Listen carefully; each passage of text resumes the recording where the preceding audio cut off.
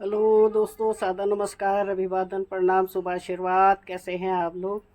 आज है वट सावित्री का व्रत और मौनी अमावस्या। मैं जा रही हूँ कीर्तन में और जो भी प्रोग्राम होंगे मैं आप लोगों को दिखाने की कोशिश करूँगी। अभी मैं जा रही हूँ। धन्यवाद। पूजन क्रमणिकताया सात्पुण्या इमाम दशमोदकं सुपूजित ब्राह्मणाय दास्य सदा प्रत्यक्ष अर्घ राय ब्राह्मण से पूजन च करिष्ये। वहां जल नहीं देना है,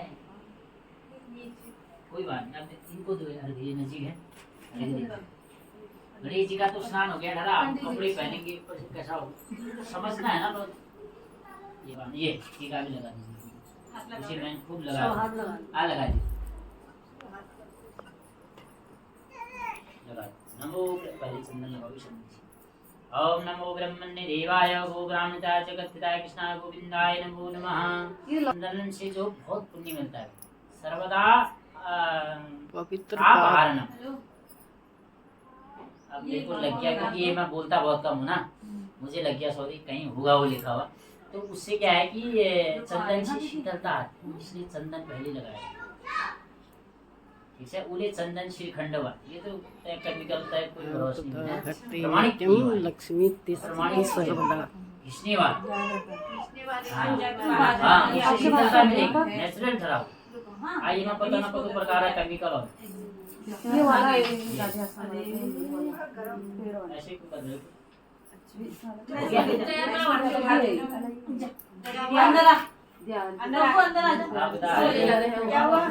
लक्ष्मी बसतु सर्वा, और लक्ष्मी सदा बसेगी। देखना है इसको। वो जो है चंदन जो है, अगर वैष्णव तिलक ब्राह्मण पूजिता ब्रह्मणी अर्घ दीजिए। अर्चन गृह सर्वं परिपूर्णास्तु परिपूर्णम। चलिए मोदकों को हाथ में उठाइए, कहिए विघ्नेश विप्र रूपेण ग्रहण 10 मोदकान दक्षिणा घृत तांबूल गुड़ युक्तान ममेष्टतः दाता विघ्ने सर्वदेव गृहीता सर्वज्ञा तस्मात् तम परिपूर्णं तदस्तु मे। ओम देव सत्वा सहित कृष्णस्नाभ्यां विनायकं नमस्ते सततं मोदकं निर्विघ्नं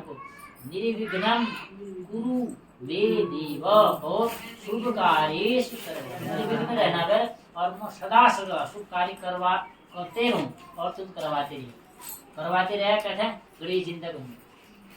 देखो क्या, एक मोदक गणेश जी चलो से एक कटोरी ले लो ना, एक मोदक इसी में रखना, एक एक्स्ट्रा वाले एक मोदकम विनायकम दत्या 10 मोदकम ब्राह्मणाय दास्य पात्र बाई को पहले पात्र बाई स्वस्ति जी कहते हैं। पंडित जी कटोरा में ले जाना, कोई बात याद आती है। पात्र बाई स्वस्ति, ये लीजिए, जय हो। ये ले सकते हैं, ये वाला पात्र प्लास्टिक वाला। चलिए दुर्बान कुरान युग में पूजा है, दुर्बा चढ़ाएंगे। ले लो खूब है, यही तो गणेश जी को तो करती है, खूब ले लो और दे दो जिसके पास नहीं है। अगर दे दो बस ठीक है। अपनी तरफ को मुंह, उनके तरफ को जड़, दो करके युग में प्रतिष्ठा करो पहले से। ओम एतंते देवस ओम मनो ज्योतिर्जुगता मां शिष्य भूर्भुवस्व। वंश की वृद्धि के लिए दुर्वा चढ़ाया जाता है। वंश वृद्ध्यर्थम हरिद्रवा याग से प्रतिष्ठिता वरदा भवताम। और सर्व मंगल के सभी प्रकार के मंगल कर्म के लिए और वंश की वृद्धि के लिए हरिद्रवा चढ़ाई जाती है। चलाएं, चलिए दो करके चढ़ाएंगे। ओम गणाधिप नमस्ते, ओम गणाधिपाय नमः। ये मुद्रा होनी चाहिए। ये मुझे छन्नी वाली है, फौजियों के काम आती है, हमारे अकाउंट के लिए गोली चलाने वाली होती है। चलिए गणाधिपाय नमः, उमापुत्र उमापुत्राय नमः, अधर्मनाशनाय नमः। ओम विनायक नमस्ते विनायकाय नमः। ईश पुत्र नमः, ओम ईश पुत्राय नमः। ईव वक्त नमः वक्ताय नमः। ओम मुषकवाहनाय नमः। ओम एक मंत्र में मैं कह रहा हूँ, उनके हाथ में डाल देना, वो चढ़ा देंगे। ओम कांडात का ऐसे डाल, कांडात करो ये डाल दो उनके हाथ में, चढ़ा देंगे, बस चढ़ा दूंगा।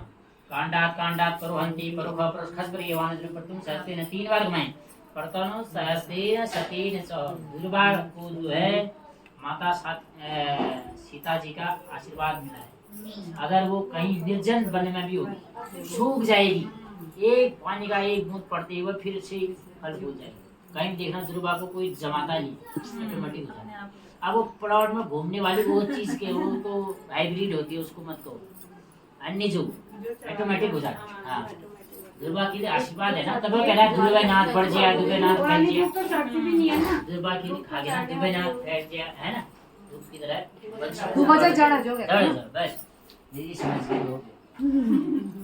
चलिए फिर निराजनम हल्की हल्की बजाओ, आरती करो गणेश जी ने।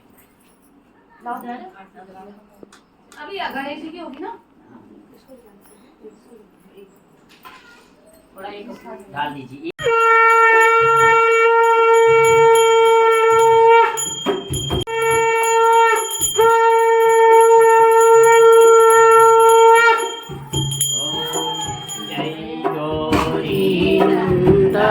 स्वामी जय गौरी नंदा, ये घंटी बजाओ। गणपति आनंद करता, गणपति आनंद करता, ओम जय गणपति नंदा।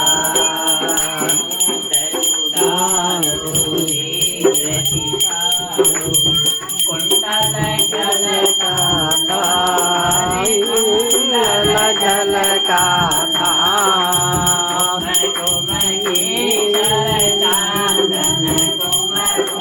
केसर चांदन सिंदूर बदन गंगा, ओम जय गौरी नंदा।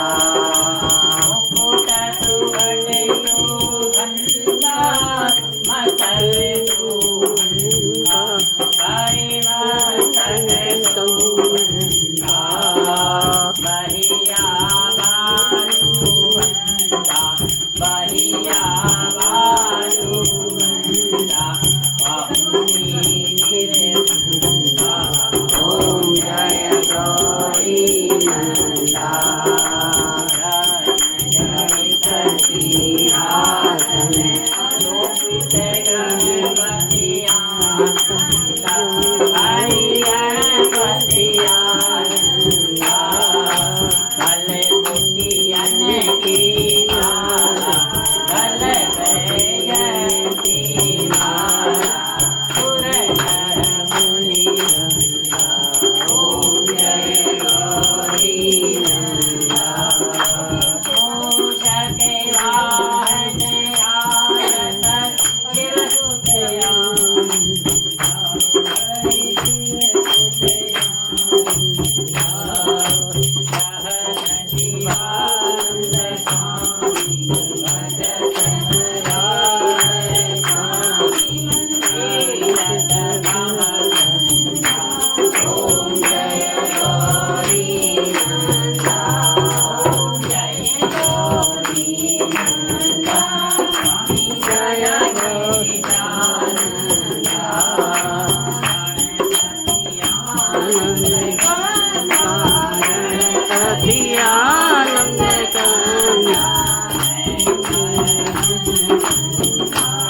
ओम जय गौरी नंदा। गणेश गणेश आटो कलेश कलेश सिद्धि सिद्धि सिद्धि सिद्धि के दाता दाता माता माता पार्वती पार्वती पिता पिता महादेव महादेव गुरु गजानन भगवान की जय। सिद्धिविनायक भगवान की जय। अब अर्घ्य देना है। एक सिक्का रखिए, एक फल रखेंगे गणेश जी के, खाली एक बूंद डालना है, बाकी वो कूनी में डालना है, या 3 बार घुमा के कपड़े वो हो जाएंगे। रहने दो, क्यों हाथ जलाते हो, झूठा हो जाएगा अगर अगर दिया हाथ जल गया, समझ लो आप।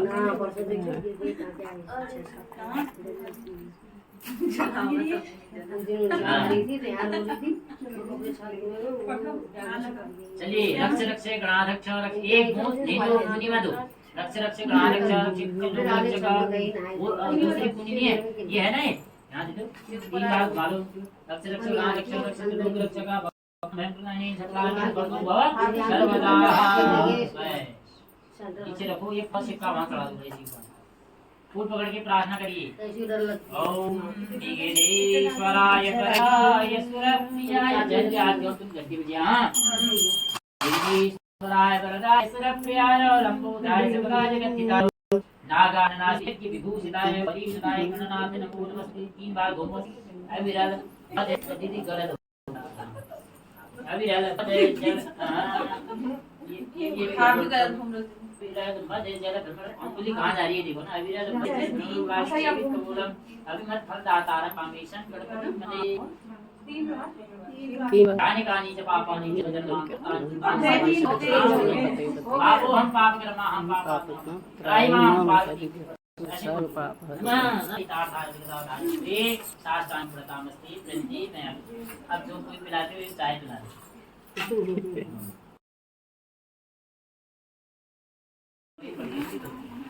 अब चाहे इसको यहाँ रख दीजिए या अपने हिसाब से करिएगा।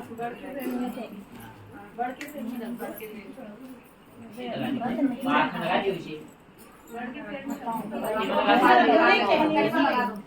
ऐसे मत डालिए, ऐसे हाँ ऐसे जैसे दीदी ने करा पत्ते आराम से और अपन पिछाड़ है कुआर पास से पत्ते बजान दे दो देख लो। हमारे को यही सामने संत को अर्ध लाभाय पादक दृष्टि धनस हो गया बता दे रहा चलिए मां साइड देवी का ध्यान करिए। परमा पद्मं पद्मासनस्थं ब्रह्मादेश देवमुखं सावित्रीं तस्सिधारक्तं वामो संगत सासति ओम आदित्यवर्णा धर्मज्ञा साक्षिमालां करा सदा ध्यायन्तं जगद्धाति सावित्री वेदमात्रं ध्यानं समर्पयामि नमः सावित्री नमः। थोड़ा अक्षर चढ़ाएंगी धूप चढ़ाएंगी। ओम आवाहनम ओम ब्राह्मणा सहितादेवी सावित्री लोकमात्रं सत्यवन्तं धर्मराजं भटं चावायं कारपूर्गी देवी वीणा पुत्रधारिणी वेदमात्र नमस्तुभ्यं अभय प्रेम सदा साक्षी भटनाभ्यां। एक पूरा आसन दीजिए विचार में एक पूरा ओम ब्राह्मणा सावित्री सत्यवत्स सहिते पुष्पासनम एवं धर्मराजं श्री श्री। 1 चम्मच जल दिया धर्मराजं सपानी तम आचार्य ब्राह्मण प्रिय बच्चा नित्यं धर्मराजं सावित्री अर्घम अर्घी धातेंगे कृपा दूध है पादो सिया भक्तना सनातन सने सदे गंगादि ध्यातमानितं भक्त पुष्पं अर्घम ध्यान सावित्री मम सत्य प्रिय। तो तक चले सवाला सवाला विवाला समुद्री सुदेव जीवाय नमो आजन्यः मिलि पंचामृतं पंचामृतावै चम्मच पंचत्य सरस्वती मपयन्ति सुतरो करंट ना नजो और पंचनत्य सरस्वती सुतरो का 4 हटने कहां पंचनत्य सरस्वती मपयन्ति सुतरो ललापिला जैसे भवत सरिता शुद्धोदक जल शुद्ध जल शुद्धवाला सर्वशुद्धवाला मणिवाला स्नाह श्वेताः श्वेतार्थे ऋणस्ते पदपते अनधिपाय नमो रुद्राय पाजन्यः शुद्धोदक सामं समर्पयामि नमस्करोमि विष्णुविना सर्वांगं रूपान् दीपान् दैवीयान् स्वस्ति पायल भी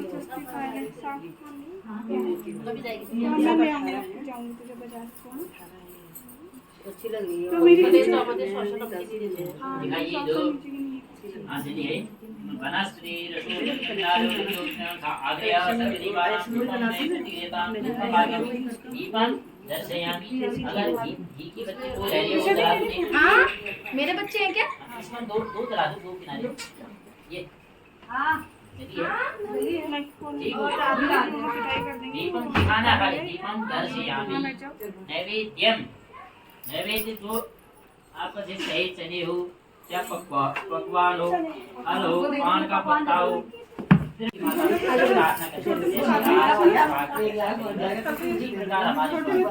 सबकी स्वास्थ्य ऐसी प्रार्थना करने ऐसा भाव तुम करो मैं चाय खींचता जी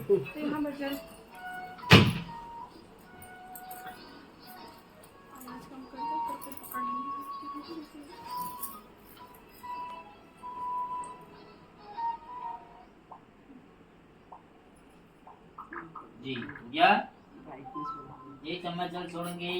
गुह्याद गुगुतातम दान स्मृतम ततम सिद्ध बहुत भोधि भोति नाम प्रसाद ऋतु फलम ऋतु के हिसाब से फल चढ़ाने सभी फलों में आग लगा। क्या फल निर्या फला उपाय सब बृहस्पति मन से तुम सभी फलों में हरे ने फलितम देवम लोगिता तस्मा सुप्रम पान का पत्ता डाल बचा है राजने पान मंगी वलम आदित्यम नाय विदिताय कांगुरम तीरताम भूषण आदि द्रव्यम हिरण्य गर्भ समादान लक्ष्मी देवा हविखा विधेमा निराजन। और कोई ऐसी वस्तु नहीं है जो रहेगी सब दे दिया हैं नहीं यहाँ सब नहीं की हाँ हाँ जाती है ना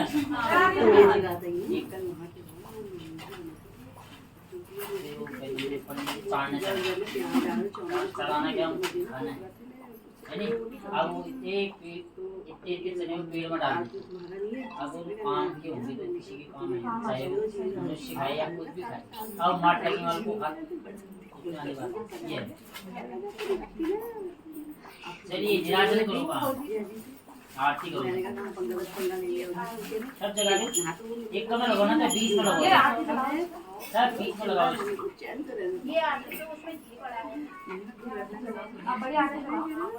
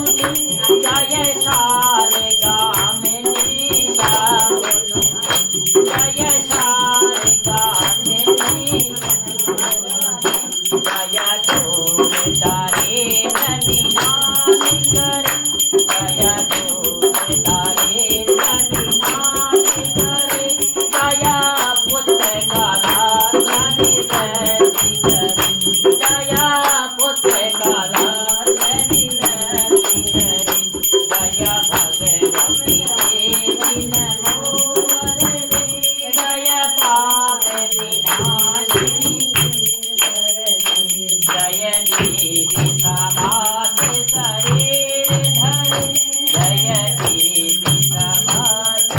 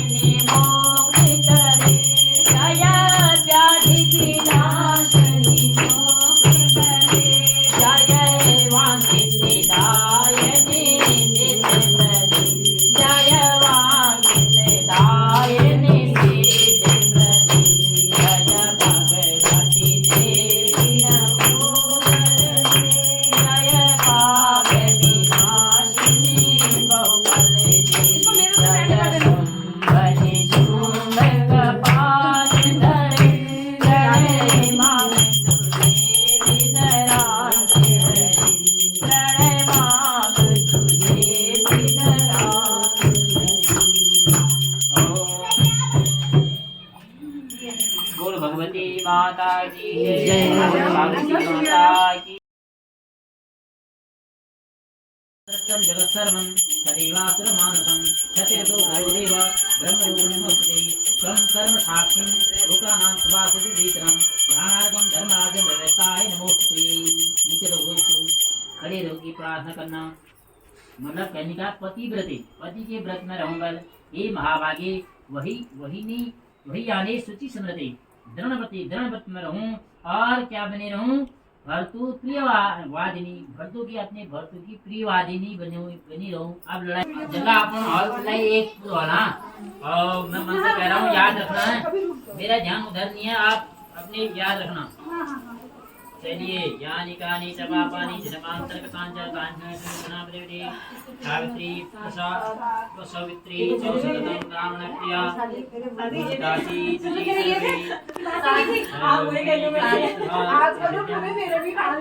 नहीं हमारे में साथ ही है।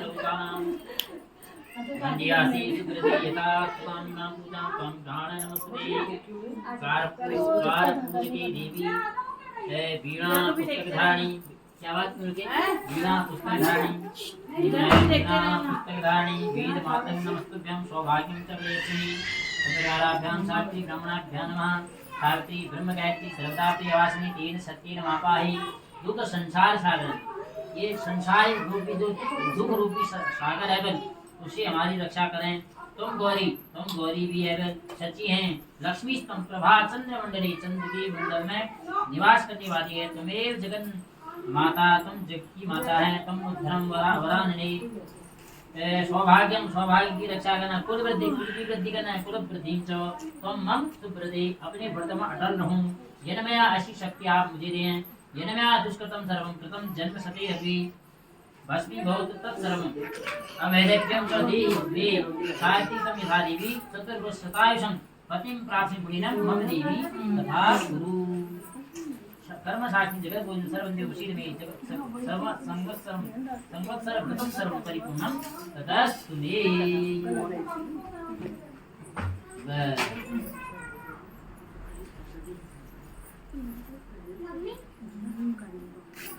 जय जय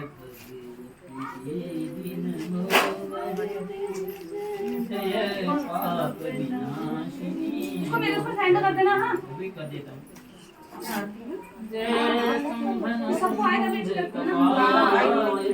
गणेश जी वाली भी नहीं आती मेरे को एक समय में ये याद हो गया। हाँ ये सुंदरी थी, किसी की मैंने वहाँ रखी है वो। मेरा तो फैलाई जा रहा है। सुंदरी है, मेरे को सुंदरी मिली आप तुम्हारी चुन्नी तो वहाँ रखी हूँ। और सबका यथायोग्य सत्कार कर कहा, हे भविष्यदर्शी विद्वान विप्रो, आप सब यह गणना करके बताने की कृपा करें कि मेरे भाग्य में कोई संतान है या नहीं। तत्काल राजा के प्रश्न का उत्तर देने के लिए विद्वान ज्योतिषियों ने अपनी अपनी ज्योतिष गणनाएं प्रारंभ कर दी। कुछ समय सब एक गंभीर होकर राजा की ओर देखने लगे। राजा ने कहा, आप लोग संकोच त्याग कर सच्ची बात कहिए। ज्योतिष बोले, हे राजन, आपके प्रश्न का उत्तर प्रसन्नता बढ़ाने वाला नहीं है, फिर सत्य को छिपाना नहीं है, आपको बता ही देना है। आपको एक अत्यंत रूपवान बुद्धिमान और धर्म परायण कन्या उत्पन्न होगी। इसके अतिरिक्त वो भी उसके विवाह 1 वर्ष के बाद वैधव्य योग हो जाएगा, उसको विधवा हो जाएगी। यह विधि का विधान है। ज्योतिषियों की भविष्यवाणी सुनकर राजा बहुत दुखी हुए। वे कन्या और उसके राज्य की भविष्य की चिंता में बहुत दुखी हो गए। कालांतर में राजा की एक कन्या उत्पन्न हुई और वह समय अनुसार बचपन व्यतीत होकर युवा हुई और विवाह योग्य आयु की हो गई। राजा अपनी कन्या के विवाह का परिणाम सोचकर भी दुखी हो गए। वे यह विचारने लगे कि कुछ बचाव का प्रयास किया जाए। ऐसा सोचते सोचते देव प्रेरणा से राजा को नारद जी का स्मरण हुआ। धर्मात्मा राजा ने आवाहन कर नारद जी को बुलाया और सारी बातें बता दी। नारद जी कुछ पल विचार करके बोले, हे राजन, तुम अपनी कन्या के विवाह का दायित्व उसी पर छोड़ दो। तुम अपनी कन्या से कहो कि वह अपने लिए स्वयं ही कोई योग्य वर का तलाश कर लें। तुम्हारी कन्या जिस युवक को अपने भावी पति के रूप में तुम्हारे सामने प्रस्तुत करेगी, तुम उसी के साथ अपनी कन्या का पूर्ण शास्त्रोक्त विधि से विवाह कर दो। राजा ने अपनी कन्या सावित्री को बुलाया और नारद जी की बातें नारद जी की बातें बताकर पूछा, हे पुत्री सावित्री तुम कहो तुम्हारा क्या विचार है। सावित्री बोली, हे पिताजी मैं नारद जी के आदेश का प्रसन्नता पूर्वक पालन करूंगी। राजा को कुछ सांत्वना प्राप्त हुई। अब राजपुत्री सावित्री ने सखी सहेलियां दास दासियों तथा अनुचरों सहित भाविपति के योग्य व्यक्ति के को ढूंढने में भ्रमण करना प्रारंभ कर दिया। अनेकों नगर वन प्रांत पार कर सावित्री एक छोटे से रमणीय जंगल में पहुंची। वहां पहुंचकर सावित्री ने अपना रथ रुकवाया। कुछ देर प्रकृति की सुंदरता निहारने के बाद सावित्री विश्राम करने लगी। आंख खुलने पर एक वृक्ष की डाल पर बैठा तो दाढ़ी से लकड़ी काटता हुआ एक सुंदर बलिष्ठ गौरवर्ण युवक दिख पड़ा। वह युवक को देखकर सावित्री का ध्यान उस युवक के चेहरे के भाव, मुखाकृति और स्वभाव का अध्ययन करती रही। युवक का मौन निरीक्षण करते हुए काफी समय व्यतीत करने के बाद सावित्री ने अपने अनुचरों के द्वारा उस युवक को बुलावा भेजा। सावित्री द्वारा बुलाए जाने पर सत्यवान के पास आ पहुंचा। सावित्री द्वारा परिचय पूछे जाने पर सत्यवान ने कहा, हे राजकुमारी मैं दरिद्रता प्रभावित कुलीन युवक हूँ, इसी कारण जंगल में रहता हूँ। मेरे साथ ही मेरे माता पिता भी रहते हैं, वे अंधे हैं। मैं जंगल की लकड़ी काटकर बाजार में बेचता हूँ, इसी से हम तीनों प्राणियों का जीवन निर्वाह होता है। मेरा नाम सत्यवान है, आप कहिए मैं आपकी क्या सेवा करूँ। उस सत्यवान नामक युवक की शालीनता, शिष्टता और स्पष्टवादिता से सावित्री बड़ी प्रभावित हुई और उसने युवक के गुणों से प्रभावित होकर उसके विवाह करने का निश्चय किया। ऐसा निर्णय लेते ही सावित्री ने युवक से शांत गंभीर स्वर में विनम्रता पूर्वक विवाह का प्रस्ताव रखा। सावित्री का प्रस्ताव सुनकर सत्यवान ने कोमल नम्र स्वर में कहा, हे राजकुमारी मेरे साथ विवाह करना आपके लिए उचित नहीं है। मेरे साथ आप भी दुखों और संकटों में घिर जाएंगे। इसके बाद सावित्री बार बार विवाह का आग्रह करने लगी। सत्यवान तरह से समझाता रहा, लेकिन सावित्री के हट करने पर सत्यवान ने कहा, समी भी मेरी कुटिया है, वहाँ मेरे माता पिता हैं, आप उनके पास चलें। अच्छा हो कि यह बात उन्हीं के सामने हो। सत्यवान के प्रस्ताव से उत्साहित होकर सावित्री उनकी कुटिया में गई, जहाँ सत्यवान के अंधे माता पिता ने भी सावित्री को हर तरह से समझाया, पर सावित्री ने अपनी ओर से उन्हें तरह तरह के आश्वस्त कर विवाह की स्वीकृति प्राप्त करने में सफलता प्राप्त कर ली। सत्यवान ने भी विवाह के लिए स्वीकृति दे दी। सत्यवान की कुटिया में लौटकर सावित्री ने अपने पिता के पास पहुंची, संपूर्ण वृतांत बता दिया। सावित्री अपने पिता से वार्तालाप कर ही रही थी कि उसी समय नारद जी आ पहुंचे। वे बोले, तुमने अपना पति किसे चुना है। इस पर सावित्री ने पुनः सारी बातें नारद जी के सामने भी दोहरा दी।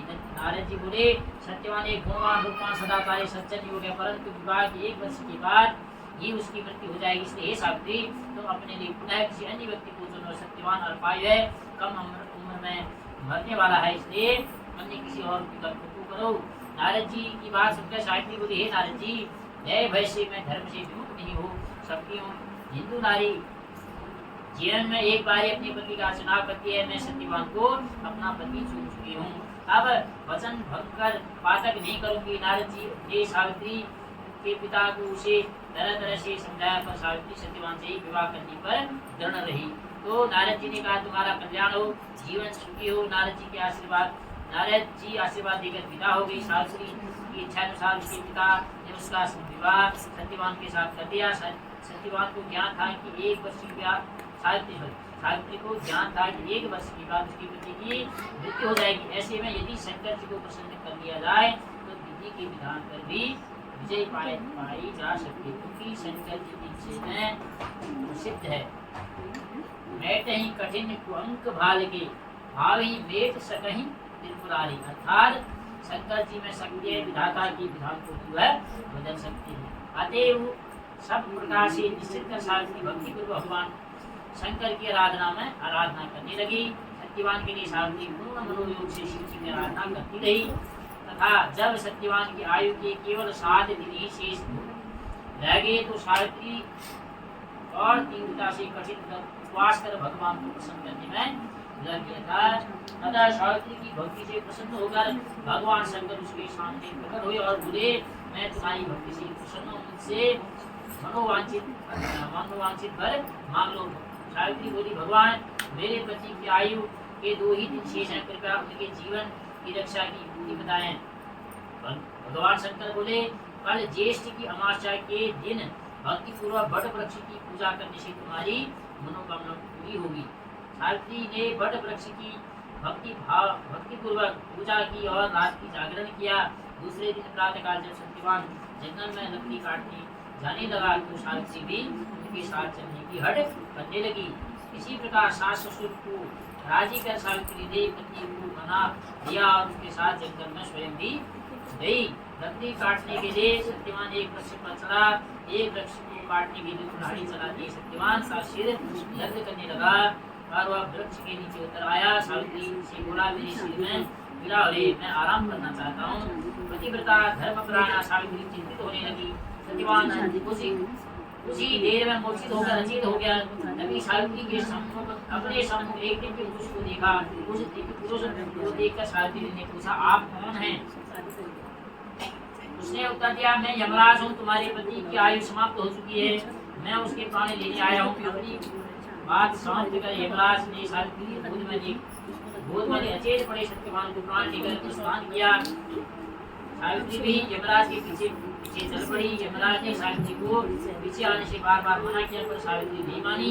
जब वह यमराज के पीछे चली बहुत दूर आ गई तब उन्होंने अपना पीछा छुड़ाने के लिए विचार किया। यमराज बोले, अपने पति को प्राण देने के अतिरिक्त अन्य 3 वर मांग लो और लौट जाओ। इस पर सावित्री ने कहा, हे धर्मराज, मेरे अंधे सास फिर से नेत्रवान हो जाएं। धर्मराज ने ये वस्तु कह दिया। सावित्री ने अपने सास ससुर का खोया राज्य लौटाने की प्रार्थना की। धर्मराज ने इसे भी स्वीकार कर दिया। तो अंत में सावित्री ने तीसरा वर मांगा कि वह पुत्रवती हो जाए। धर्मराज ने तीसरा वर भी स्वीकार कर दिया। वरदान देकर धर्मराज शीघ्रता से आगे बढ़े। कुछ दूर जाने के बाद धर्मराज ने पीछे मुड़कर पीछे देखा तो पाया कि सावित्री अभी भी पीछे पीछे चली आ रही है। इस पर क्रोधित होकर धर्मराज बोले, मैंने तुम्हारे 3 वर स्वीकार करने हैं, फिर तुम मेरे पीछे पीछे क्यों आ रही हो? सावित्री बोली, भगवान, आपने मुझे पुत्र होने का वर दिया, फिर भी आप मेरे पति के प्राण लेकर जा रहे हैं। पति के बिना मैं कैसे पुत्रवती बनूंगी? सावित्री का तर्क सुनकर अपने वरदान देने की गलती का अनुभव कर धर्मराज बौखला गई। पुनः संयत होकर बोलने लगी, सावित्री बड़ी चतुरता से तुमने मुझे धर्म संकट में डाला है, जाओ वरदान शक्ति नहीं होगा, अपने पति के पास जाओ, तुम्हारे पहुंचते ही सत्यवान जीवित हो उठेगा। सावित्री अपने पति के पास लौटकर आए तो वह जीवित हो उठा। दोनों प्रसन्न होकर घर आए। कुछ ही समय में यमराज के दोनों वरदान भी पूरे हो गए। सावित्री के सास ससुर को दिखाई देने लगा, उनका राज्य भी वापस मिल गया। यह सब बड़ शायद अमावस्या के व्रत का प्रभाव है। इस व्रत को सावित्री ने मनाया। इस व्रत को दूसरा नाम बड़ सावित्री व्रत भी हुआ।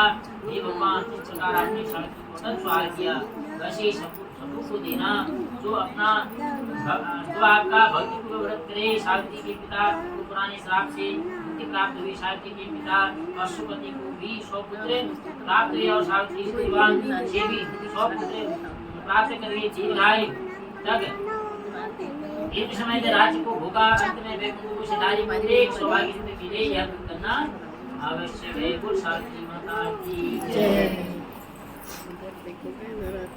अब आरती आती है, यहाँ की आरती जी का चिंतन करें और क्या कहना और सारे जमाने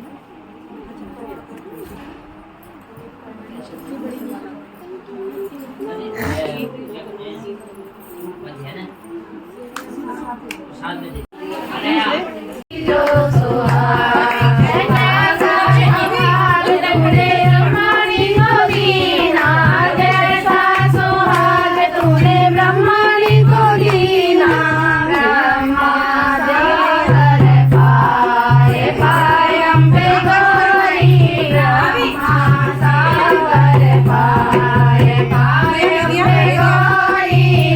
सबको दी जो सुहाग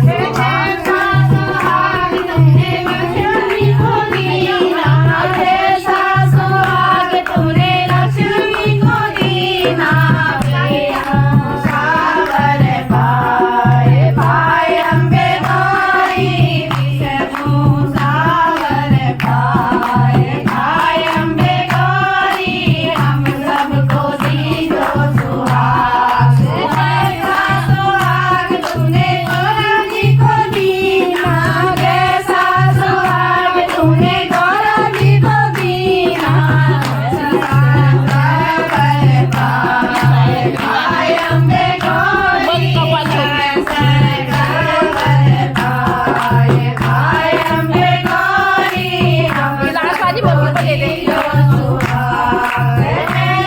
सुहाग तुमने सीता जी को दीना जैसा सुहाग तुमने सीता जी को दीना राम चरण पर खाए अम्बे गौरी राम चरण पर खाए अम्बे गौरी हम सबको दीजो सुहाग सुहाग तुमने राम जी को दीना जैसा सुहाग तुमने राम जी को दीना कृष्ण गाय अम्बे